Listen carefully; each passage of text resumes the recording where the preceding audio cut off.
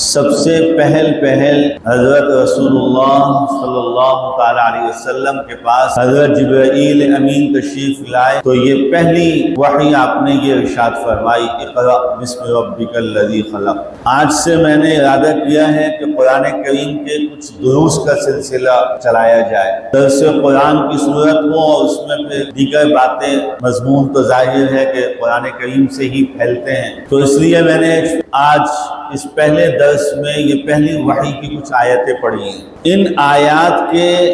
پڑھنے سے تو وحی ہے، لیکن جو حالات اور جو ماحول تھا اس ماحول کو بھی مسلمانوں کو چاہیے کہ ذہن میں رکھیں، تو اس سے بہت کچھ سیکھنے کو ملتا ہے اور بہت کچھ سمجھ میں آتا ہے۔ سب سے پہلی بات تو یہ کہ وحی کا جو آغاز ہوا اس وقت رسول اللہ ایک غار میں تشریف فرما تھے، نہ مکہ ہے نہ مدینہ ہے، نہ مسجد ہے نہ محراب ہے۔ اللہ کا گھر آپ کو معلوم ہے کب سے حضرت ابراہیم خلیل اللہ کے زمانے سے پوری آب و تاب کے ساتھ موجود ہے،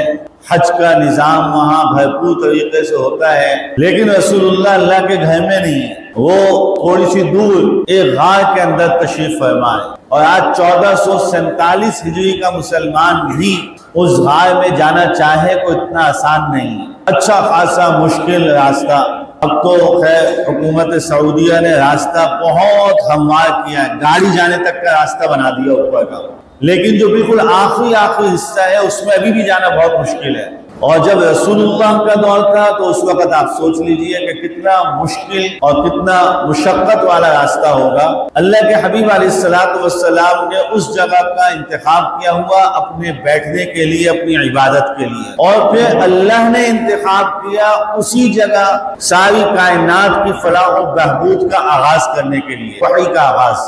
تو یہاں یہ بات سوچنے کی ہے، غور کرنے کی ہے کہ آپ کو ہمیں اپنی زندگی میں اس سے جو سبق لینا چاہیے کہ کیوں، اس لیے مطلب ہمیں تنہائی کا کچھ ایسا وقت جس میں اپنے اللہ کے ساتھ خاص تعلق ہو، درمیان میں کوئی نہ ہو، اس لیے اللہ کے رسول نے بالکل تنہا ایک الگ تھلگ جگہ کا انتخاب فرمایا۔ اور میں عرض کر رہا ہوں کہ رسول اللہ نے تو انتخاب کیا، اس وقت انتخاب کیا جب آپ نبی نہیں تھے، لیکن جب رب نے نبوت دینے کا انتخاب کیا تو آپ نے بھی اسی جگہ کو پسند فرمایا۔ اور آج بھی میں کئی مرتبہ جا چکا ہوں غار حرا، یقین جانیے آج بھی اس جگہ پہ خاص قسم کا اثر ہے۔ کیوں؟ وہ رسول اللہ کی خلوت تنہائی کی ایک جگہ تھی۔ ہم نماز پڑھ رہے ہیں، ہم جماعت میں چل رہے ہیں، ہم جماعت کی نماز میں آئے، سب کچھ ٹھیک ہے، ہماری روزانہ کی نماز، لیکن کوئی ایک وقت اپنی زندگی کا کچھ تھوڑا سا لمحے، کچھ تھوڑے سے اوقات جس میں کہیں تنہائی میں بیٹھ کے میں کیا ہوں،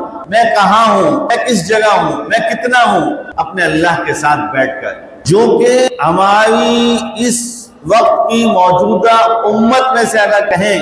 تو ختم ہوتا جا رہا ہے، نہیں ہے، کسی کے پاس وقت نہیں ہے۔ اگر تنہائی کبھی ہوتی بھی ہے، خلوت کبھی ہوتی بھی ہے تو کسی مجبوری کا نام، کسی مشکل اور تکلیف کے نام پہ تو ہو جاتی ہے کہ تنہا ہو جاتے ہیں، الگ ہو جاتے ہیں، کوئی اس کو پٹا ہوا عاشق کہہ دیتا ہے، کوئی پٹا ہوا کوئی غمخوار اور غمزدہ کہہ دیتا ہے، اس قسم کے ہم ناموں کے نام میں آ جاتے ہیں۔ اپنے اللہ کے ساتھ تعلق و محبت میں اپنے آپ کے تصفیے اور اپنے آپ کے تزکیے کے لیے بھی کچھ وقت اللہ کے لیے الگ تنہائی کا نکالنا یہ بڑا اہم ہے۔